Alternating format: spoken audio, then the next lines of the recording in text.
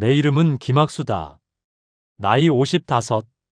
누군가는 인생의 황혼이라고 말하겠지만 나는 아직도 늘 새벽처럼 살아간다. 그렇게 살아야만 했기 때문이다. 나는 아주 어릴 때 아버지를 잃었다. 지병이었다. 아버지는 늘 나에게 착하게 살라고 말하던 분이었다. 그분이 떠난 뒤 남은 건 어머니와 나. 그 둘뿐이었다. 어머니는 나를 위해 두 벌의 일을 했고 나는 그런 어머니를 보며 빨리 어른이 되어야 한다는 생각만 했다. 그러다 내가 고등학교에 올라가던 해 어머니가 뇌출혈로 쓰러졌다. 세상은 참 잔인하게도 나에게 준비할 시간조차 주지 않았다. 나는 대학을 포기했다. 내 꿈도 포기했다. 친구들이 대학에 원서를 쓰고 미래를 그리던 때 나는 병원에서 보호자 서류에 사인하는 사람이었다. 친척들은 한두 번 찾아오다 말더니 어느새 나와 어머니 둘만 남았다. 나는 집안의 실질적인 가장이 되었고 어머니의 병수발을 하며 일용직을 전전했다. 누군가는 내게 물었다. 그 나이에 연애를 왜 안 하냐고. 하지만 나는 대답할 수 없었다. 사람을 만나는 건 사치였다. 내 하루는 늘 어머니를 씻기고 밥을 먹이고 병원에 데려가고 다시 일하러 나가는 시간으로 채워져 있었다. 그러는 사이 내 청춘은 어느새 저 멀리 지나간 풍경처럼 사라져버렸다. 나는 사람을 좋아해 본 지가 얼마나 되었는지도 기억나지 않았다. 그렇게 수십 년을 살다가 어머니가 올해 초 조용히 눈을 감았다. 오랫동안 고생한 분이어서인지 마지막 표정은 참 편안했다. 장례를 치르고 나니 집은 너무 넓고 삶은 너무 조용했다. 나는 처음으로 철저한 고독이라는 걸 느꼈다. 그동안은 누구를 위해 살아왔는데 이제는 그 누구도 나를 기다리지 않았다. 그런데도 나는 울지 않았다. 눈물도 같이 늙어버린 걸까? 그저 오래된 무거운 짐을 내려놓은 것 같았다. 사람들이 말했다. 이제 내 인생 살아. 나는 그 말이 가장 낯설었다. 내 인생이란 게 남아있긴 했던 걸까? 어머니가 남긴 작은 유산이 있었다. 나는 그 돈으로 LP바를 열었다. 어머니가 젊을 때 즐겨 듣던 노래가 늘 내 귀에 맴돌았다. 사랑이 뭐길래? 젊은 날의 우리는. 그런 노래들이었다. 지금 시대엔 촌스럽다고 말할지 모르지만 나에게는 그 노래들이 어머니의 목소리처럼 느껴졌다. 그래서 LP바를 열었다. 부족한 삶이었지만 내가 처음으로 내 손으로 만든 공간이었다. 번화가에서 조금 떨어진 자리였지만 손님들은 꽤 들어왔다. 혼자 조용히 술 한잔하러 온 사람도 있었고 오래된 음악 들으러 오는 사람도 있었다. 나도 그들과 다르지 않았다. 그냥 조용히 살고 싶었다. 그런데 인생은 늘 뜻하지 않은 때에 다른 문을 내민다. 그날은 가을비가 살짝 흩뿌리던 날이었다. LP바 문을 닫으려는데 문이 열리며 누군가 들어왔다. 나는 고개를 들고 그 사람을 보았다. 오랜만에 보는 얼굴이었다. 정윤진. 중학교 동창이었다. 50대가 되면 다들 비슷해지는 얼굴이라지만 윤진은 금방 알아볼 수 있었다. 예전처럼 눈빛이 강했지만 그 사이엔 깊은 주름과 쓸쓸함이 섞여 있었다. 그녀는 나를 보자마자 웃었다. 또렷하게 기억나는 그 웃음이었다. 나는 순간 중학생 시절의 우리가 떠올랐다. 그녀는 그때도 당찬 성격이었다. 거침없고 누구보다 빨랐고 장난기 많았다. 반면 나는 조용한 아이였다. 그녀와 나는 잘 맞지 않는 조합이었지만 이유 없이 잘 어울렸다. 그 시절의 미묘한 감정들이 내 마음 어디 깊은 곳에서 잠깐 흔들렸다. 그녀는 말했다. 오랜만이다, 학수야. 나는 고개를 끄덕였다. 그래, 오랜만이다. 그녀는 바에 앉아 천천히 LP판을 바라보며 말했다. 여기 내 가게야. 나는 말했다. 응. 그녀의 눈빛이 유난히 따뜻해 보였다. 오랜 시간 살아오며 부딪힌 고단함이 그녀의 얼굴에 묻어 있었지만 그 속에 여전히 살아있는 강단이 있었다. 술을 한 잔 주문하고 그녀는 조용히 이야기를 꺼냈다. 두 번의 결혼, 두 번의 실패, 성격 차이 때문이라고 했다. 나는 놀라지 않았다.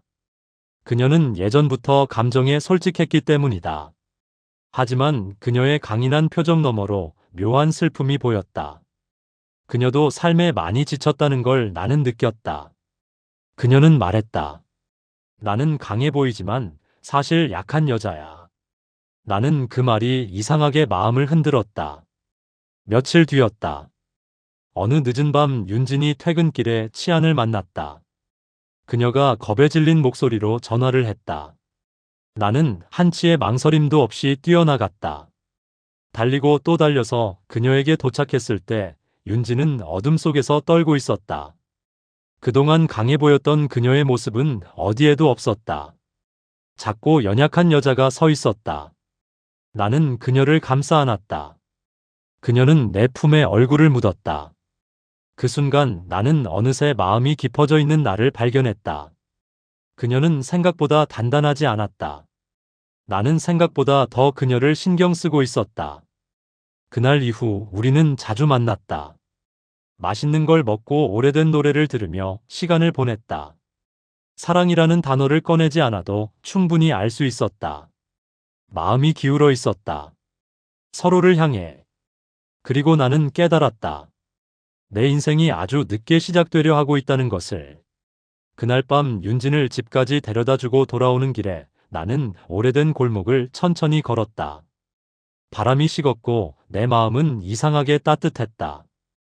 윤진이 내 손을 잡고 고맙다고 말하던 순간이 계속 머릿속에서 떠나지 않았다. 예전에는 불같고 당차던 성격으로 유명했던 그녀가 그날 밤에는 너무 작고 약해 보였다. 그 모습을 보고 나는 마음 한쪽이 환하게 열리는 느낌을 받았다. 나는 그 순간 깨달았다. 살면서 수십 년 동안 사람을 책임지고 보살피는 일에만 익숙해져 있던 내가 누군가를 지켜주고 싶은 감정을 또 느끼고 있다는 사실을. 다음날 저녁 윤진이 조용히 내 가게 문을 열고 들어왔다. 평소보다 더 잔잔한 얼굴이었다. 그녀는 조용히 바에 앉아 따뜻한 차를 주문하며 내게 말했다. 학수야, 어제 너무 고마웠어. 나는 대답 대신 따뜻한 차를 조심히 그녀 앞에 내려놓았다. 그녀는 차를 두 손으로 감싸쥐고 천천히 마셨다. 그 모습을 보고 있자니 나는 괜히 마음이 따뜻해졌다. 내 가게의 노란 조명 아래에서 그녀의 얼굴에 드리워진 그림자는 어쩐지 오래된 기억들을 하나하나 불러오는 것 같았다. 그날 이후 우리는 자연스럽게 더 자주 만나게 되었다. 가게 문을 닫고 나면 윤진에게 잘 들어갔냐고 문자를 보내고 그녀는 오늘 하루 어떻게 지냈는지 짧은 답장을 보내주었다. 평범한 대화였지만 그 안에는 우리가 서로의 일상을 조금씩 공유하고 있다는 부드러운 정이 담겨 있었다. 나는 그녀가 좋아한다고 말하지 않아도 마음속 깊은 곳에서 감정이 자라고 있다는 걸 느꼈다. 그리고 어느 날 윤진이 퇴근길에 내 가게로 들러서 말했다. 학수야, 혹시 오늘 같이 밥 먹을래? 나는 이유도 묻지 않고 차키를 들었다. 우리는 오래된 국밥집으로 향했다. 그 집은 내가 어릴 적 어머니와 자주 갔던 곳이다. 나는 윤진에게 그 이야기를 조심스레 꺼냈다.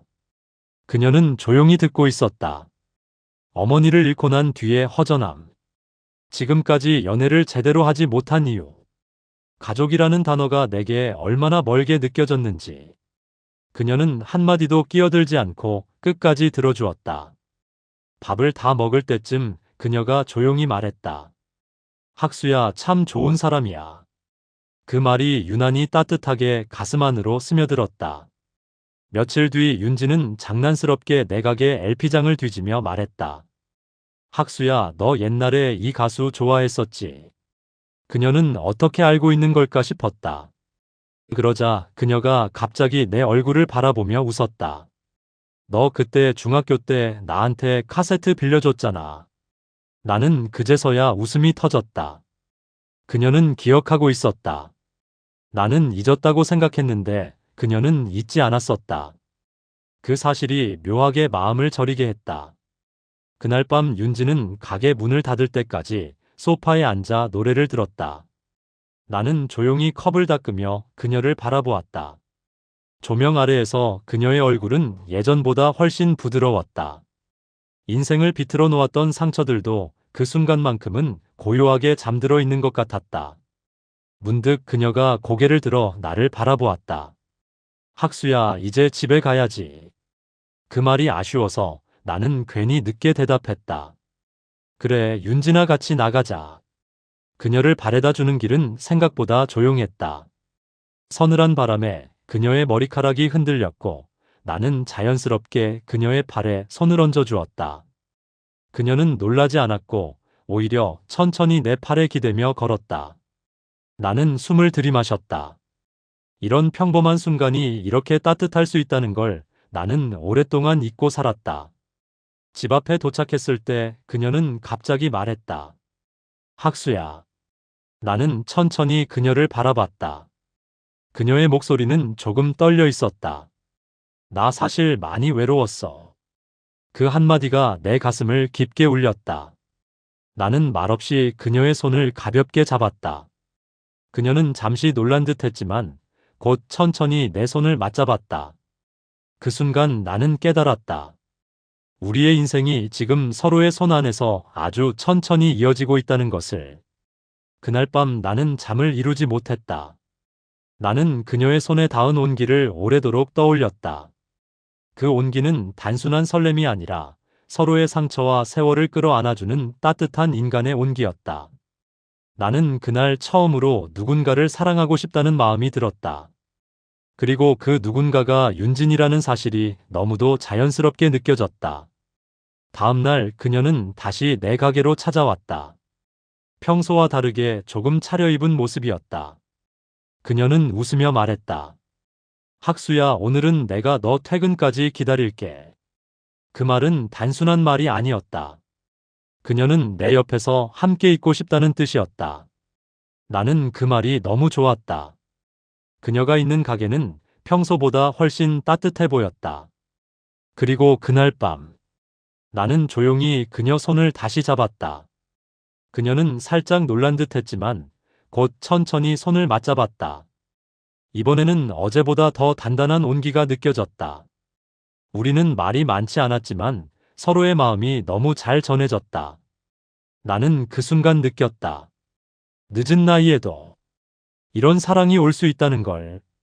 윤진과 가까워진 뒤로 내 삶은 조용히 변하기 시작했다.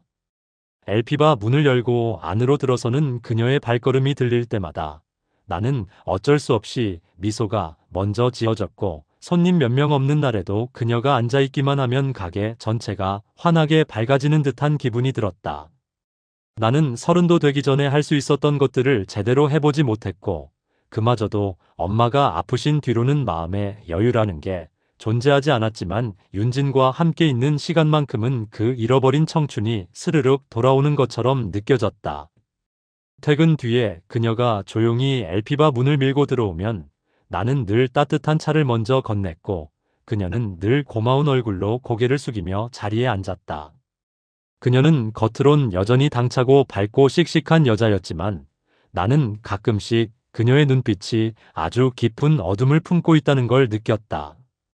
그녀가 치안을 만났던 밤 이후 나는 더 자주 그녀에게 연락을 하게 되었다.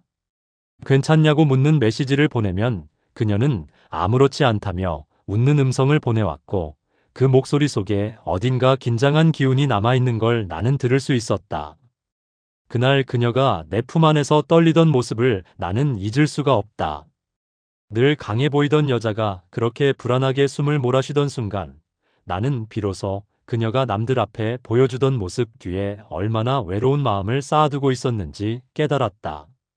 우리 둘의 관계는 자연스럽게 더 깊어졌다. 윤지는 가끔 퇴근길에 가게에 들러 음악을 함께 들었는데 그녀가 좋아하던 옛 노래가 흘러나오면 그녀는 잔잔하게 허밍을 하곤 했다. 나는 그 모습을 바라보며 생각했다. 이 여자는 2번의 결혼을 실패했다고 했지만 사실 누구보다도 사랑받고 싶은 사람이구나. 그녀가 웃을 때 나는 마음속 깊은 곳에서 무언가 녹아내리는 느낌을 받았고 그녀가 생각보다 더 여린 사람이라는 걸 알게 된 뒤로 나는 그녀를 대하는 마음이 점점 더 따뜻해졌다. 어느 날 그녀는 갑자기 가게 정리하는 나에게 말했다. 학수야, 나는 사실 두 번의 결혼 모두 내가 강해서 망했다고 생각했어. 내가 너무 세 보여서 사람들이 나를 오해했어. 나는 그녀의 말에 한동안 아무 말도 하지 못했다. 나는 천천히 그녀를 바라보며 말했다. 윤진아, 나는 네가 강해서 좋은 게 아니라 내가 강한 척하면서도 누구보다도 외로운 사람이라는 걸 알아서 더 좋아. 그녀는 조금 놀란 눈빛으로 나를 바라보았다. 그리고 아주 느린 속도로 내 손을 잡았다. 그날 이후 그녀는 나에게 훨씬 솔직해졌다. 어떤 날은 힘든 마음을 털어놓기도 했고, 어떤 날은 괜히 짜증을 냈다가 미안하다며 가게로 찾아오기도 했다. 나는 그녀의 그런 모든 감정이 나쁘지 않았다. 오히려 그녀가 내 앞에서는 그렇게 진솔해질 수 있다는 게 고마웠다. 그러던 어느 주말이었다. 그녀가 오랜만에 화장도 예쁘게 하고 원피스를 입고 가게로 들어왔다. 그녀는 괜히 어색하게 웃으며 말했다. 학수야, 오늘은 너랑 같이 어디 좀 가고 싶어서. 나는 이유도 묻지 않고 가게 문을 잠갔다. 그리고 둘은 조용한 포장마차로 향했다. 소주 한 잔씩 기울이며 그녀는 말했다.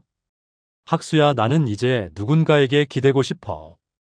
그 말이 내 가슴 한가운데 깊이 꽂혔다. 나는 천천히 그녀의 손등을 쓰다듬었다. 그녀는 놀라지 않았다. 오히려 그 손길을 더 꼭 맞잡았다. 그날 밤 우리는 그녀의 집으로 갔다. 처음으로 그녀의 공간에 들어갔고 그녀는 나를 향해 어색하게 서서 미소 지었다. 나는 그녀의 떨리는 어깨를 조심스레 끌어안았다. 그녀는 긴 세월 혼자 버텼던 사람처럼 내 품 안으로 조용히 녹아들었다. 그날 우리는 서로에게 솔직해졌다. 그녀는 내가 만져준 그 따뜻한 손길에 눈을 감았고 나는 그녀의 손이 내 가슴 위에서 천천히 내려가는 걸 느꼈다. 우리는 서로에게 오랜만에 깊은 온기를 나누었고 새벽이 오기 전 그녀는 작은 목소리로 말했다. 학수야, 나는 너랑 있으면 참 편하다.